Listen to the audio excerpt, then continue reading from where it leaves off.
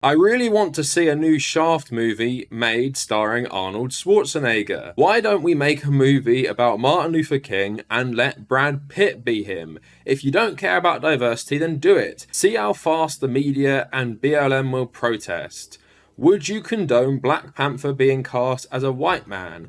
Okay, white Nordic Shaka Zulu when? These are just a couple of the comments I received on my video where I discussed the new Amazon Lord of the Rings show and talked about the absolutely insane backlash to the diversity in the show, because you had a black dwarf queen, you had a black elf with like short hair and everything, and these people were absolutely freaking out. Their fantasy world had people in it who weren't white. And like you saw there, the arguments they brought out were absolutely ridiculous.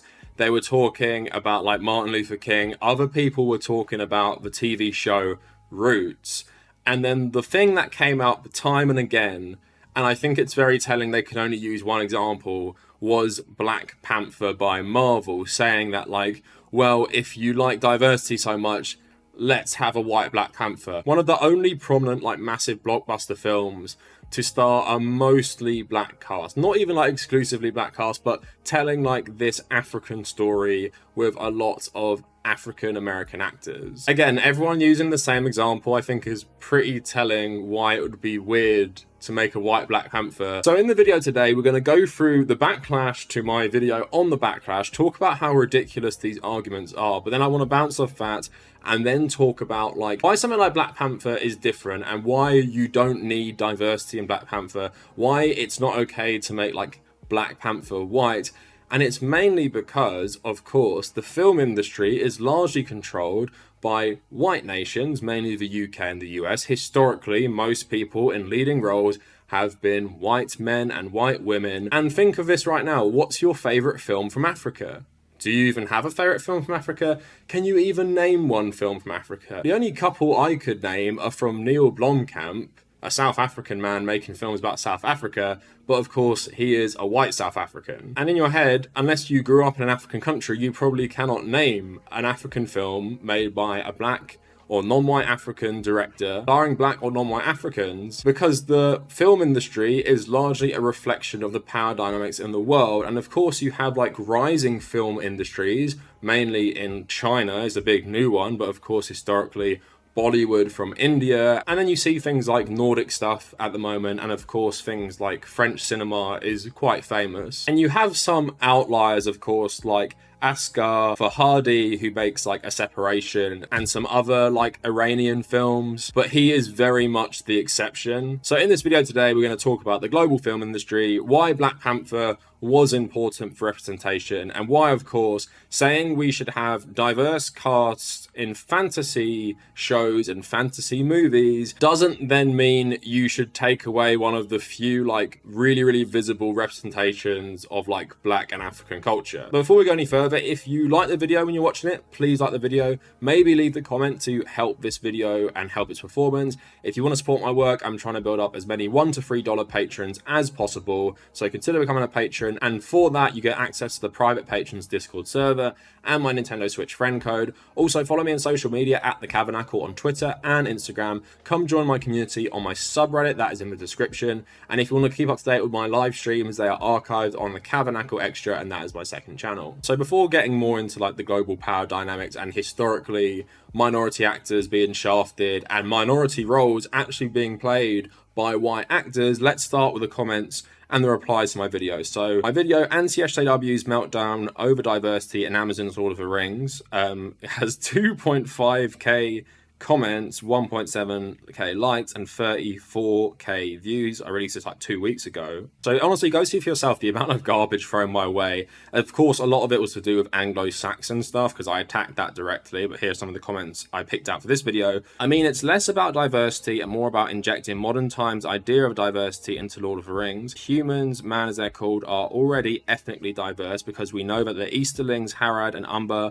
are places representative of East Asia, the Middle East, East, South Asia, and Africa, magically turning the white areas, including beardless dwarf queen black, just seems like pandering. I personally feel they missed an opportunity by doing their own story in the East with the two blue wizards. Not only is it a story that Tolkien never gave much detail on, but you can literally have nothing but POC in the story because that's the region of this world. Something that these people didn't realize, and I made a whole video talking about this, Tolkien's work is of course filled with like racial prejudices in that every bad race, and it does have race in it, which I think is problematic in itself, you can go watch that video, is actually based on like non-white cultures. Like the orcs are based on the Mongols. Groups like the Easterlings clearly have like an Asian, Middle Eastern influence. Saying like we shouldn't have black dwarves, we should just make sure all the diversity is within the inherently evil race of Middle-earth isn't a convincing argument that you shouldn't have diversity in the main cast. So someone else saying, I really want to see a new Shaft movie made starring Arnold Schwarzenegger, so they're obviously trolling me. And the other person saying like, why don't we make a new movie about MLK and let Brad Pitt be him? Well, Martin Luther King was like a real person, was a total icon of African-American politics, extremely important to their movement in America. He isn't a made-up dwarf queen in a made-up fantasy setting. You'd be erasing one of the few like mainstream popular historical figures in African-American culture and making them white for like what reason? I don't know how these people are so stupid. They don't see the difference between making like new characters and fantasy characters a different race than white and literally making Martin Luther King played by Brad Pitt. And the third point is, Martin Luther King's skin color is, of course, extremely important and central to his life story. If you change every skin color of every Lord of the Rings character, it literally would not make a difference to the story because the skin color plays no role in their stories. Exchange about this. Would you condone Black Panther being cast as a white man? Someone responding to this, blackness is essential to Black Panther's character. No one in Lord of the Rings is defined by their whiteness. And then someone else saying, imagine someone would make a Black Panther movie with a white cast. The Tolkien universe is all about its detailed history of different cultures. Why would you portray the Queen of England as a black woman? Talking about like, I think the Anne Boleyn stuff. In what way does that improve our view on historical and racial problems? Nobody hates that series because it has black actors. People simply hate it because it's stupid. Here's another thing I want to say, like with things like Shakespeare, and we saw this with the reaction to I think it's Joel or is it Ethan Cohen's Macbeth, where Denzel Washington played Macbeth, and we had an Anne Boleyn played by a black actress lately. I don't know why these people care so much. Anne Boleyn and Macbeth have been played so much in theatre and film. Does it really matter if, like, for a one-off time, a black actor or a black actress plays this role? Like, does it really change anything for you? Like, if you really care about historical accuracy, why don't you go and watch some of the hundreds of other performances of these roles where they are played by white actors? And that's how I feel about Lord of the Rings. You had this film series, literally one of the most award-winning film series of all time. Basically every single person in that film is a white person. So you have that. If you really care, like, and think that's important, you have those films. Go watch them. Go watch The Hobbit as well. You have all of them. But now you've seen it so much, why does it really matter that there's more diversity in a new interpretation of it? Someone else saying, if they were making a show inspired by African stories and the cast was mostly white, the left would cry about it. Can someone please tell me why all these new adaptations have to include people of colour? Would it have been that bad to hire white actors at least for the elves and dwarfs? Why must all these works be changed to be more inclusive? Do these guys ever think that, like, they have open auditions for these roles and they just base it on merit and they don't care about the skin color? Like, does this not occur to people that maybe these people were chose for the roles because they were a right fit for the roles?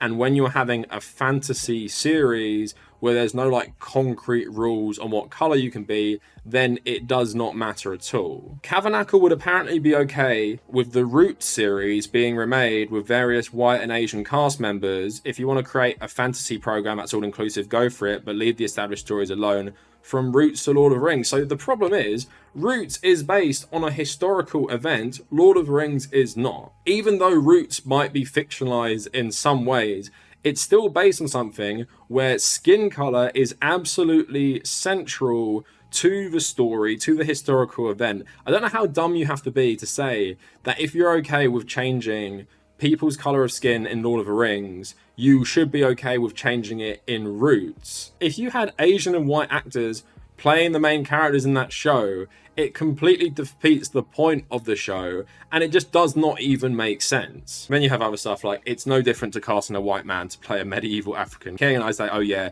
dwarf queens are real. So yeah, these whole arguments are totally ridiculous, because of course, sometimes they're using like historical events and characters like Martin Luther King and Roots, and other times they're just being butthurt about a fantasy show where, like I said, it means you have to believe the only reason diverse members are in the new Lord of the Rings show is because they were put in because of the colour of their skin, not that they are established talented actors who probably did a really, really good audition. And also, not to mention, nearly every other character in those shows are still white. So your problems are literally like, there is a tiny bit of like representation in there, and it's perfectly feasible that wasn't done on purpose. It's just done because they weren't discriminating based on race, and they gave it to the people who did the best audition. And I thought that's what these people wanted. Like, don't see colour, don't try and fill a quota, just give it to the people who do the best job. But also I find their whining very, very ironic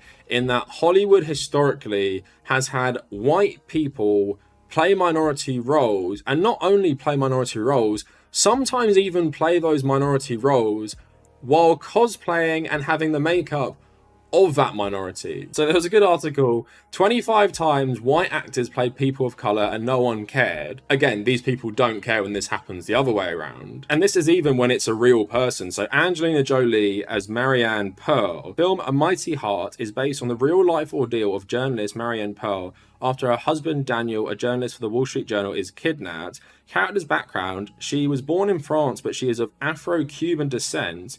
She is naturally curly hair and a dark complexion. Angelina Jolie has no African roots. She is of mixed European descent and her hair is not naturally curly. So another one, Ben Affleck as Antonio J. Mendez. Film Argo, based on the real life work of top-level CIA operative Antonio J. Mendez. He was born in Nevada as a Mexican American. Ben Affleck is not Latino, he is of mixed European descent. So moving on to white actors who are literally doing blackface. Laurence Olivier as Othello. Film Othello is one of many film adaptations of Shakespeare's tragedy of the same name. Othello is a general in the Venetian army. He is also a Christian Moor, which means he is generally depicted with a dark complexion. British actor Laurence Olivier has no African or Arab roots, which is why he wore full-on blackface to portray the jealous Moor. He painted his skin several shades darker. Katharine Hepburn as Jade. Film Dragon Seed is a film set during the Second Sino-Japanese War. Jade is a Chinese woman that leads her village to fight against the Japanese. Jade is meant to be a Chinese woman living in a small village in China. Katharine Hepburn was not Chinese or of Asian descent. The American-born actress was of mixed European descent. John Wayne as Genghis Khan. Film The Conqueror was a film about Genghis Khan. The emperor and legendary conqueror Genghis Khan was Mongol, born near the border of present-day Mongolia and Siberia. John Wayne had no Asian ancestry. He was of mixed European descent. Well, you guys might be thinking, well, that was a long time ago. Hollywood's changed. Well, here's another one for you. Christian Bale as Moses and Joel Edgerton as Ramesses. Film Exodus, Gods and Kings is based on the biblical story of Moses and his defiance against Egyptian pharaoh Ramses as he leads thousands of slaves out of Egypt. Moses, like Noah, hails from ancient Middle East. He eventually leads the enslaved Israelites to freedom. Christian Bale is a British actor with no Middle Eastern ancestry. He's also far from the only white actor in the film. Australian actor Joel Edgerton portrays Ramses, and Ridley Scott defended it, saying, "I can't mount a film with this budget where I have to rely on tax rebates in Spain and say that my lead actor is Mohammed so-and-so from such and such. I'm just not going to get it financed, so the question doesn't even come up." Because as we all know, there are no famous Jewish actors and there are no famous Egyptian actors that could have played the roles of Moses and Ramses. Obviously, Moses is kind of based on history, although Moses probably wasn't a real person, but he's clearly, meant to be an Israelite, and Ramses is a real person. And then here's one that's obviously a fake person, but you think if you're going to have a film called The Prince of Persia, where the character is meant to be the heir to the throne of ancient Persia, you might try and get like an Iranian actor, or maybe at least a Middle Eastern actor. So film Prince of Persia Sands of Time is based on the video game that follows the fugitive fictional Prince of Persia, Dastan, on different adventures.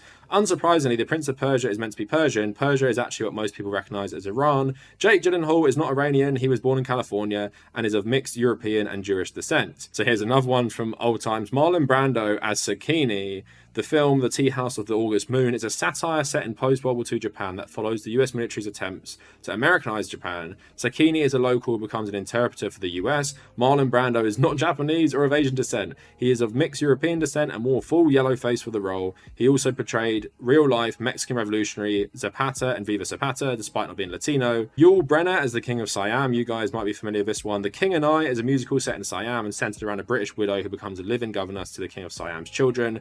King of Siam is of Southeast Asian descent. Yul Brynner is mainly of Russian descent. Paul Mooney and Lusa Rayner as Chinese farmers. The film The Good Earth is based on the historical novel of the same name and centers on a family of farmers struggling in China. Wang is portrayed by Paul Mooney and Olan is portrayed by Luis Rayner. Neither were of Asian descent. Both wore yellow face for the roles. And then one more, Boris Karloff as Dr. Fu Manchu. Fu Manchu is obviously like a deeply problematic character anyway, often viewed as the yellow peril incarnate, and Boris Karloff was an English actor. The change of the race of the character has happened a lot of times, mainly having black roles and other different roles swapped out for a white character, and this even happened as lately. I think there was another movie in Egypt with Jared Butler that was total trash as well. And of course with Exodus and Prince of Persia, literally having like white people of European descent play Persians or playing Israelites, or Australians playing Egyptians. Again, very, very weird, but you never really hear these films brought up in the conversation when people are whining about made up fantasy characters, some of them even being brand new characters, being black rather than white. Again, it's really, really weird, but now I want to get into some articles on why Black Panther is important. Now I want to move on to this article by Trey Johnson about Black Panther, so hopefully it will put to bed a lot of the arguments people seem to think that it'd be okay to maybe make a white Black Panther film because the dwarf queen in Lord of the Rings is played by a black actress. So in the article he says, it's about black culture's journey and it points towards a future where it could be the culture. It acknowledges and celebrates everything from traditional African society to African-American political debates, from the power and beauty of black women to the preservation of identity, all within the lush confines of the fictional African nation Wakanda. All told, Black Panther's greatest legacy may not be what it's done for Marvel, Hollywood or the box office, but what it's done for the culture.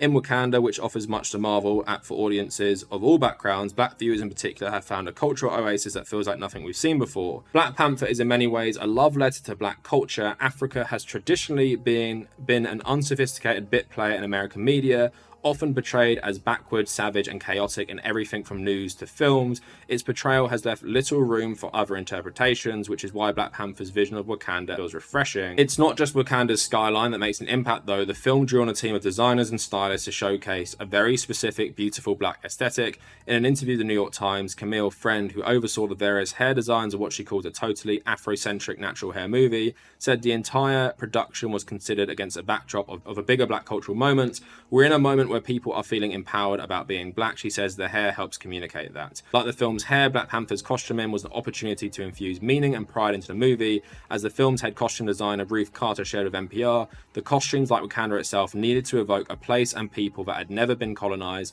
one that looked towards the future but was based on the real past. Carter and her team drew on Kenyan, Namibian and South African reference points to complete the film's array of looks, reflecting not only the tribal diversity that exists within Wakanda, but the diversity of black culture and identity as well. The film is a crucial stamp of validation for black people hungry for the opportunity to celebrate everything from Afrofuturism to the natural hair movement that's often been derided in mainstream spaces. The vague cultural and political reasons are at the heart of a movie phenomenon that's inspired everything from Black Panther-themed watch parties to voter registration initiatives to a curriculum that encourages educators to leverage the film to teach deeper histories about African culture, politics and history.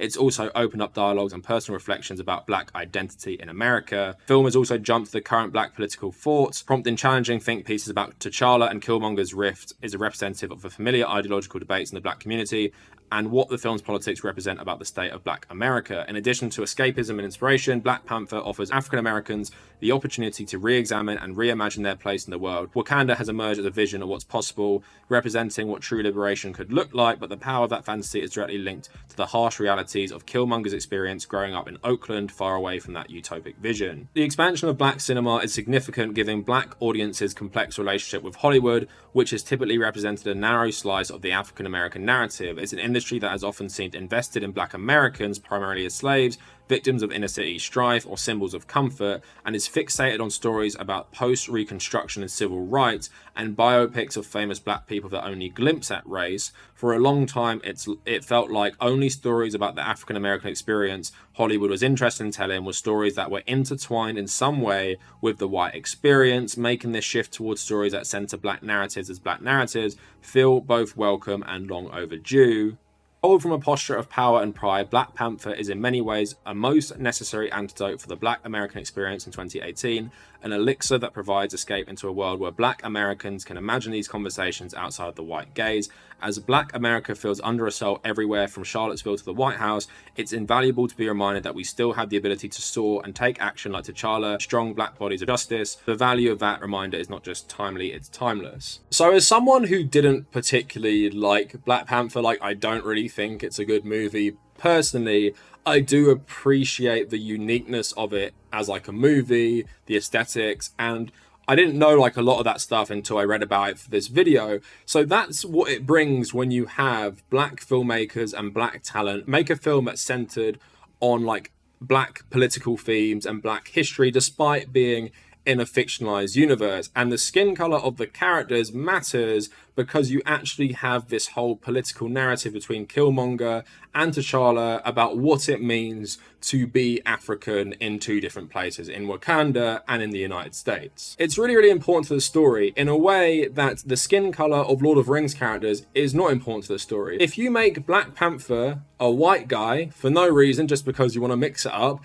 it completely ruins the story and the narrative falls apart, because the whole point of the MCU Black Panther is to discuss the issues of race. Same with Roots being more fictionalized, despite taking the place in a very, very real scenario. You have to have the characters a certain way, otherwise it undermines the whole story. It's like with things like Parasite or a lot of these South Korean films.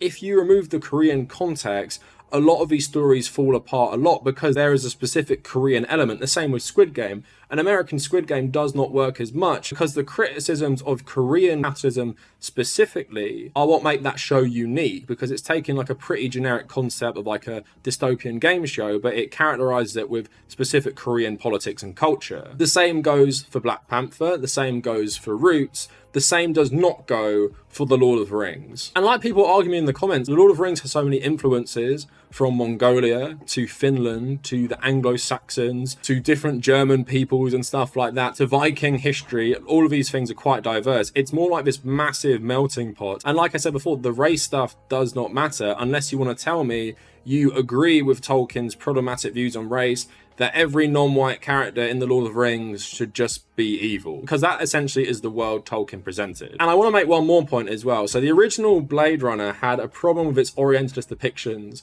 of Asian people, which was addressed more in the second film, which really made this cyberpunk world more diverse. You had things like Indonesian writing and Indonesian language. You had things like Mongolian as well, and Russian and everything like that. It wasn't just focused on this Orientalist vision from the 1980s, where America was insanely paranoid about Japan dominating the world economy, where you just have this Asian aesthetic that is not specific at all. You probably can't necessarily pinpoint what part of Asia this comes from. So even if we take The Lord of the Rings is meant to be just about Anglo-Saxons or something, and we can acknowledge the problematic aspects of the work, you can readdress that when you're making something new. And obviously the final point is, in terms of global capitalism and the film industry, because of America and the UK's proximity to the centre of it, and obviously the makeup of these societies where it's harder for minorities to get a good education, to enter like the acting world, especially in somewhere like the UK, where acting is really established in class, where a lot of actors are already from rich families and go to these really posh acting schools to get the roles in the first place. And just like a lot of UK capitalism and politics, the elites all know each other. The US is a tiny bit different in that regard, but it still has the problems of minorities being disproportionately put in poverty,